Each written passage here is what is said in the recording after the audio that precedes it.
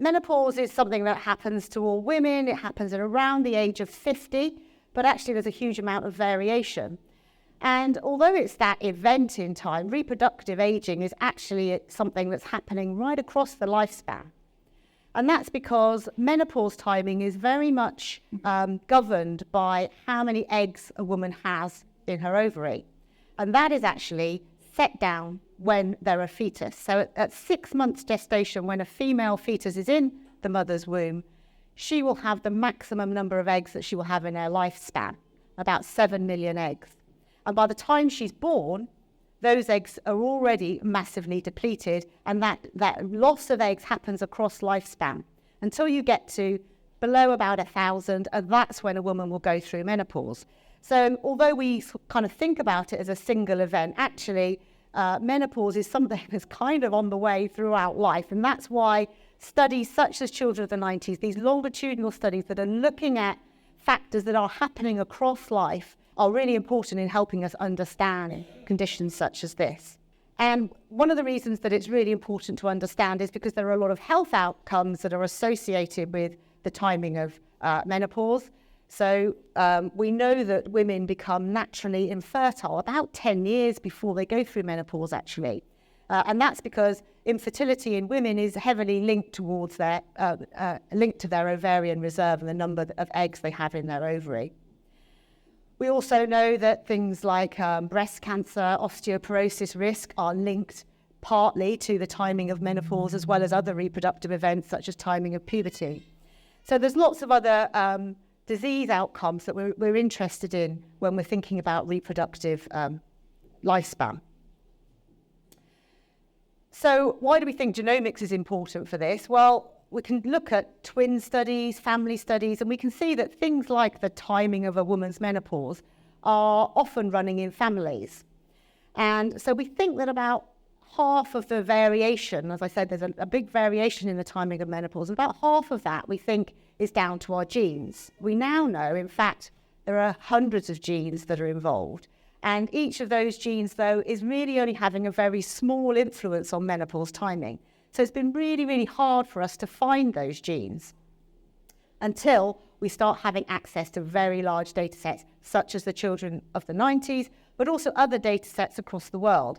So what we did in our team in Exeter was to join forces with many other researchers throughout the world, and we set up a big genetics consortium to look at this called the ReproGen Consortium. And one of the things we've looked at is the timing of menopause. And so Children of the 90s data have been incorporated into that much larger study. So all of the women that have been through menopause will have had that information fed into that large study. And a year or so ago now, we published a very big paper on this, published in Nature, one of the top science journals, where we showed that over nearly 300 different genes are involved in the timing of menopause. And what that enables us to do is to really start to understand what are the biological processes involved. So those 300 odd genes are actually very overrepresented by genes that are involved in the repair of DNA. So this seems to be an absolutely crucial process when it comes to ovarian aging. And that kind of makes sense because cells accumulate damage to their DNA throughout life, and an egg cell is something that's hanging around for a very long time. As I've explained, it's been established when you're a fetus and is still there right up to menopause. So they seem to be very, very susceptible to the damage of DNA. So the genes involved in repairing that process, which was a huge machinery in our cells that repairs DNA damage, are really important for that. And our studies on genomics have really illustrated that. The other area that's really important coming from our genomic studies has been thinking about whether we can predict the timing of menopause. And as I said, infertility tracks menopause age in women quite closely. And so if we could predict when a woman was going to go through the menopause much, much earlier in life, maybe in her 20s, this could be really helpful for us to be able to predict her fertile life. And that's something we're not great at the moment, but we're getting there. We're making really good progress in this, and I really feel that this is an area that will be important for the future to be able to use genomics, because obviously you're born with your genetic set, and use that to be able to predict the reproductive lifespan in women. The other area that's really important is the health outcomes area. So we have been able to really show the impact of menopause timing on things like osteoporosis, breast cancer risk, diabetes, and so on. So I want to really move on now to the future and what we're doing at the moment and what I'm passionate about at the moment. And we've just been really, really lucky to have funded a brand new study that's been funded by the Medical Research Council. We've been given nearly £1 million over 3 years to study the genetics of menopausal symptoms, a subject close to my own heart, and also a subject that has been massively under-researched and underfunded. And although menopause age has been captured, all the information about what happens to women when they go through that menopause transition has not been very well captured. What are the key symptoms that women go through during that menopause transition? We know that about 70% of women will experience menopausal symptoms, and for 10% of those, they will last for at least 10 years. They can be incredibly debilitating. It can stop women working. It can affect relationships. So it's not really something that only affects women as well. And I'm sure any of the men who are partners to women going through the menopause will attest. It's not just a women's problem, I think.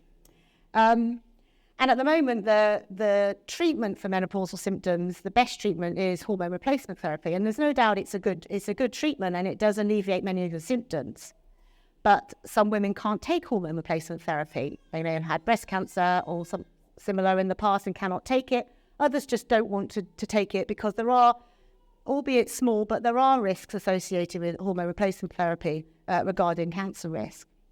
So we're desperately, desperately in need of new drug treatments to treat menopausal symptoms.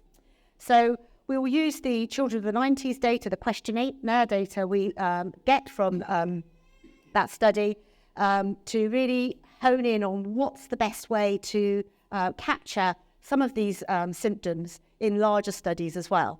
And I'm really optimistic that we'll be able to find some new genetic links with menopausal symptoms, and we're going to look at a whole range of symptoms, focusing initially on hot flushes. That's one of the more common ones, but also some of the other things that are slightly harder to capture, things like poor sleep.